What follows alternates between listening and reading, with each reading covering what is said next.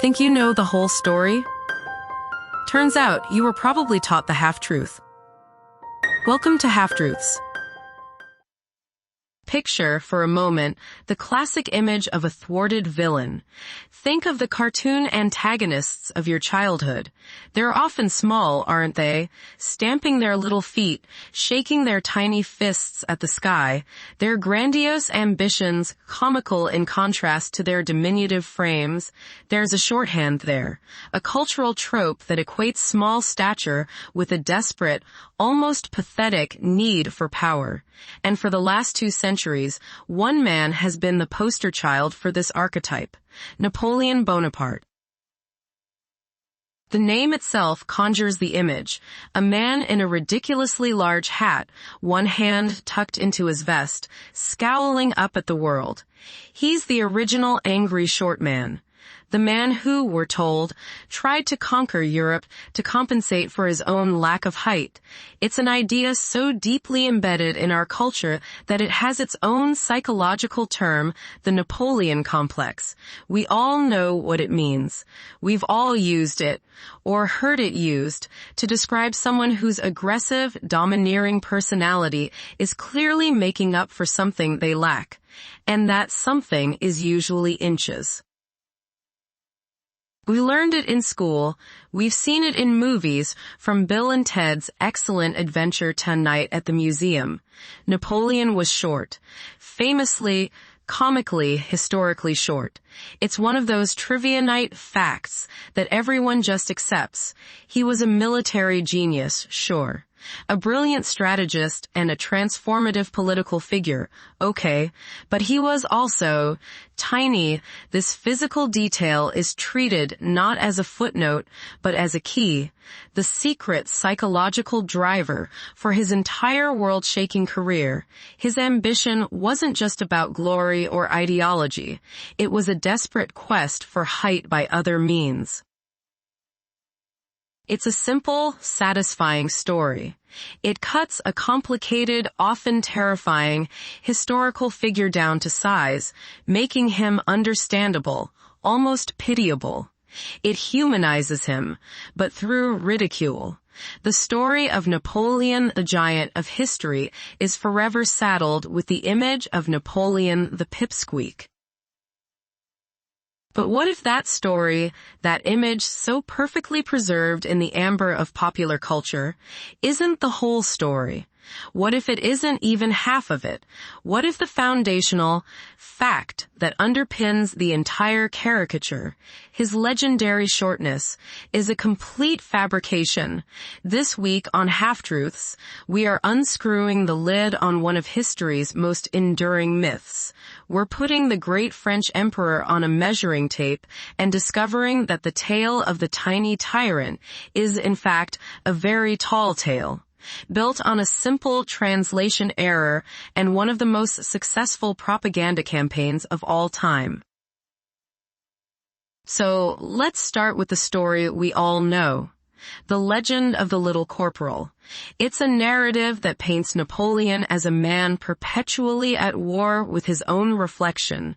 In this version of history, his every move on the world stage, from the deserts of Egypt to the frozen plains of Russia, is colored by a deep-seated insecurity.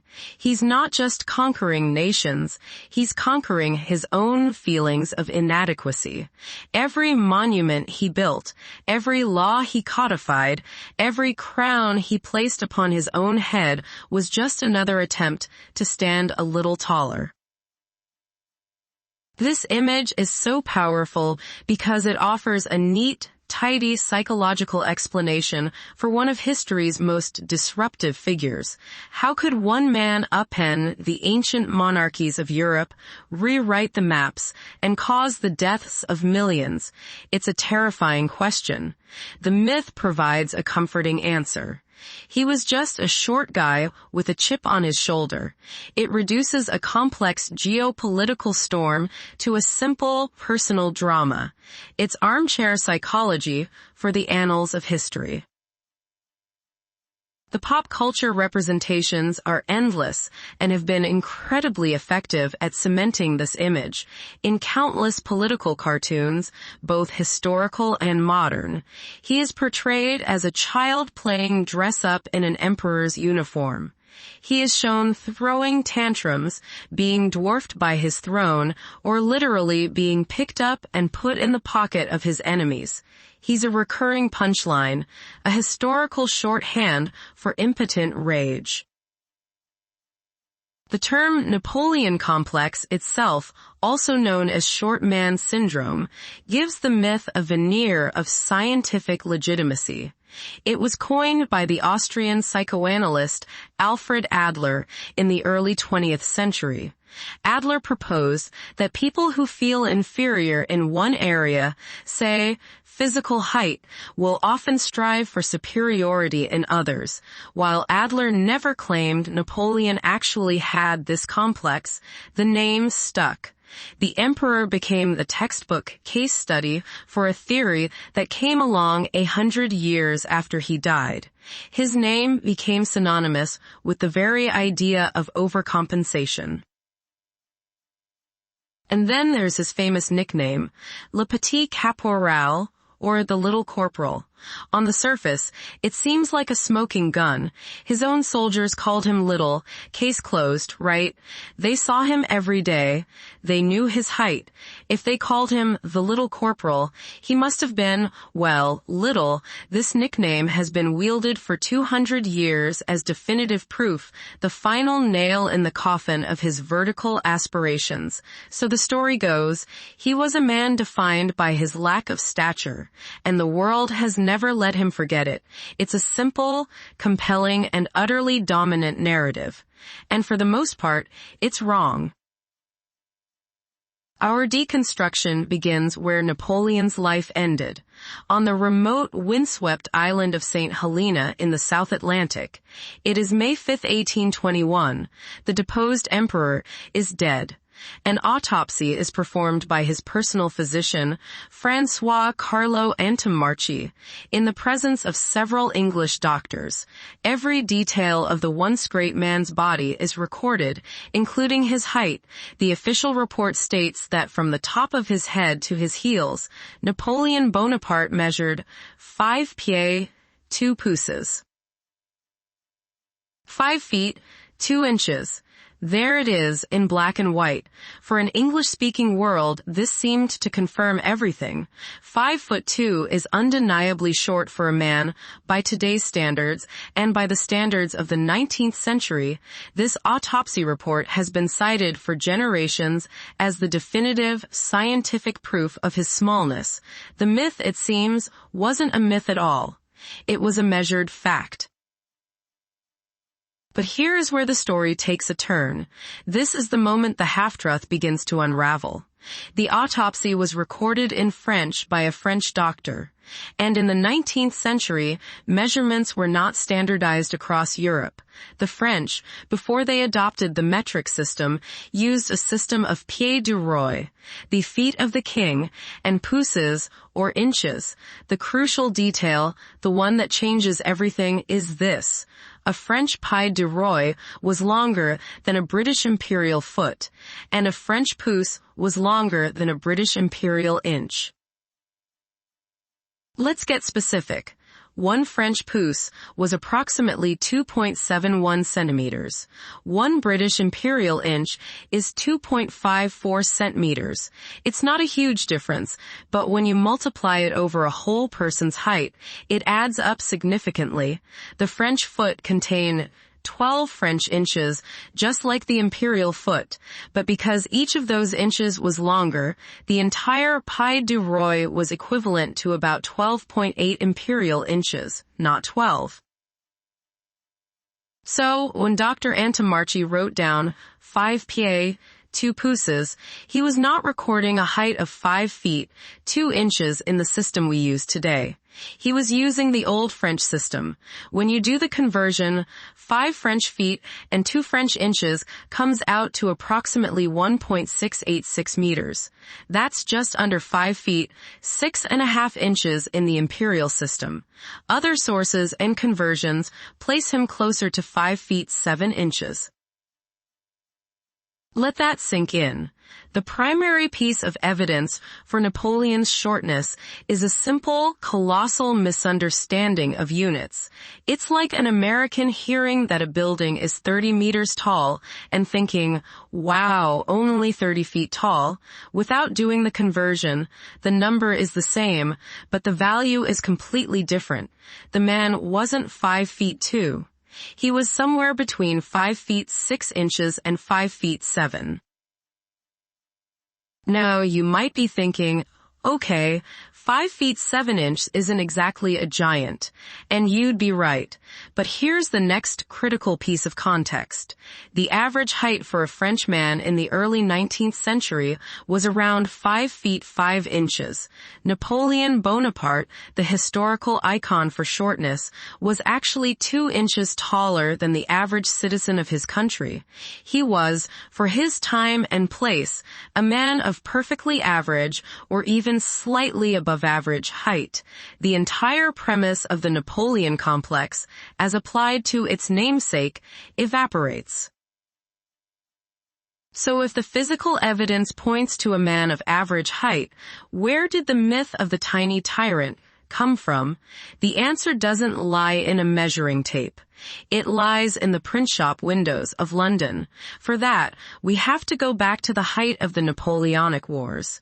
From the late 1790s through 1815, Britain was locked in a bitter existential struggle with Napoleonic France.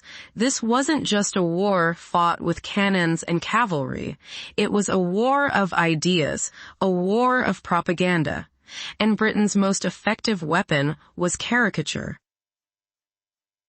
In this era, political cartoons were a potent force. They were the memes of their day, shaping public opinion in a way that's hard to overstate. And the undisputed king of British cartoonists was a man named James Gillray. Gillray was a savage, brilliant satirist, and he took one look at the upstart French general, Napoleon, and saw an opportunity. He began to draw him, relentlessly, as a comically small, petulant child.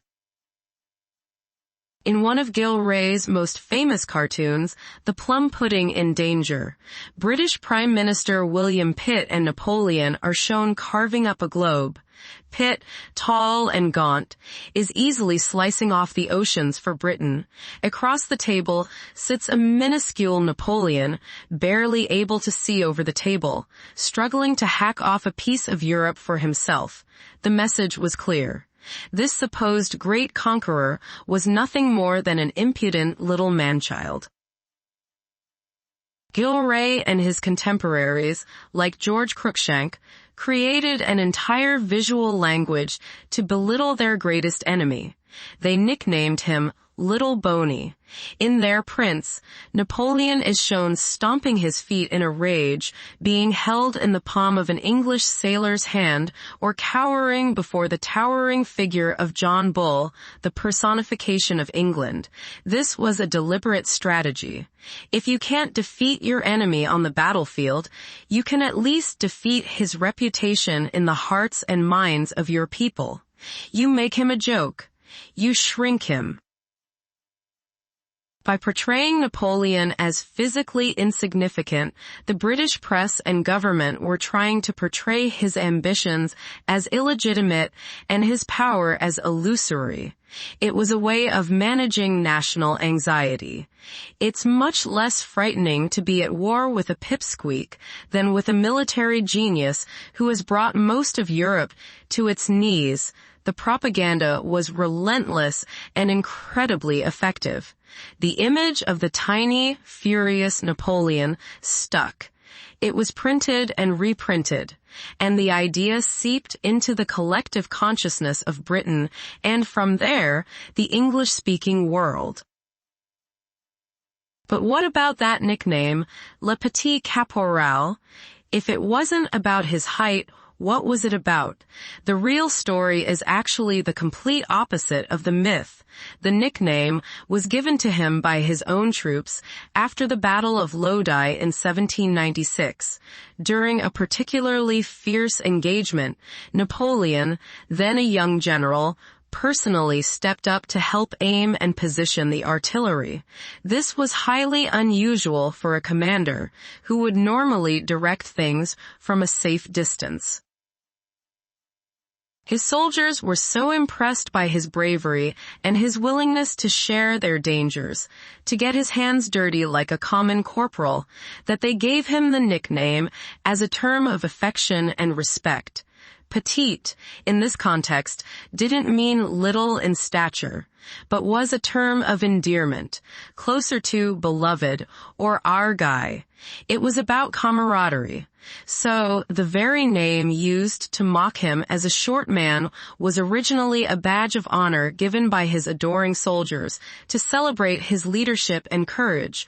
The propaganda artists simply took this name, twisted its meaning, and used it as another weapon in their arsenal of ridicule. The myth was a masterpiece of misdirection. With the propaganda campaign in full swing and the measurement confusion lying in wait, the stage was set. The real Napoleon was an average-sized man, but the caricature of Little Boney was too good, too politically useful to let go. So let's paint the true picture. Napoleon Bonaparte stood at roughly 5 feet 7 inches tall. He was taller than the average Frenchman of his day. He was even taller than some of his famous contemporaries and rivals, like the Duke of Wellington, who was also around 5 feet 7 inches, and the celebrated naval hero Lord Nelson, who was a genuinely short 5 feet 6 inches. So why, even in France, did he sometimes appear short to onlookers? There are a couple of compelling reasons, and they have nothing to do with his actual height. The first comes down to his personal guard. Napoleon created an elite unit of soldiers known as the Imperial Guard. They were the best of the best, and they were his constant companions and bodyguards. One of the requirements for joining the guard was height. You had to be tall. Grenadier in the Guard, for instance, were required to be at least 5 French feet, 10 inches tall, which is nearly 6 feet, 3 inches in modern measurement. The chasseur, another elite unit, had to be at least 5 feet 7 inches, French, or almost 6 feet tall. So, whenever Napoleon appeared in public, he was almost always surrounded by a phalanx of genuine giants. He was an average height man, constantly standing next to the 19th century equivalent of an NBA team. The visual contrast would have been striking.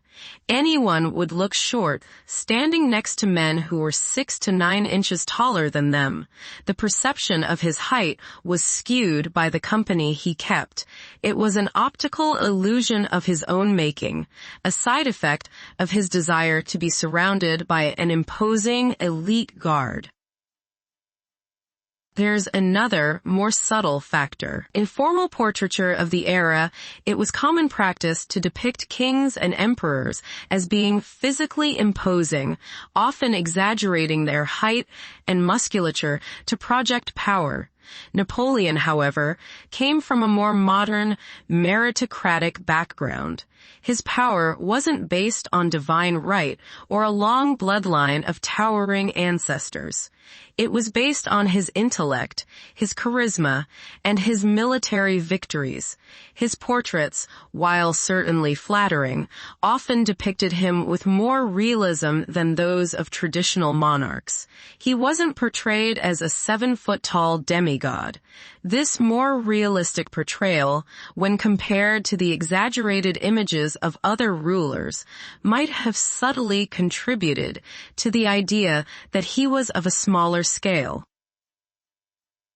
When you put all the pieces together, the myth falls apart completely. The scientific proof of his shortness was a simple conversion error. The nickname Le Petit Caporal was a term of endearment, not an insult. The public perception of his height was distorted by his towering bodyguards, and the entire narrative was supercharged by a relentless, brilliant, and deeply malicious British propaganda campaign designed to cut a terrifying rival down to size. The Napoleon who emerges from the historical record is not a man crippled by insecurity over his height. He was a man of average stature, whose ambition and ego were certainly immense, but they were not born from a physical complex. The real story is, as it so often is, far more interesting than the myth. It's a story about measurement, perception, and the incredible power of a well-told lie, especially when that lie is a funny cartoon. So we have journeyed from the familiar caricature of a tiny, angry man to a more complex reality. We've seen how a simple misunderstanding of an 18th century French foot could morph into a fact known around the world. We've uncovered a wartime propaganda campaign so successful that its punchlines are still being repeated 200 years later, long after the empires that fought each other have crumbled to dust.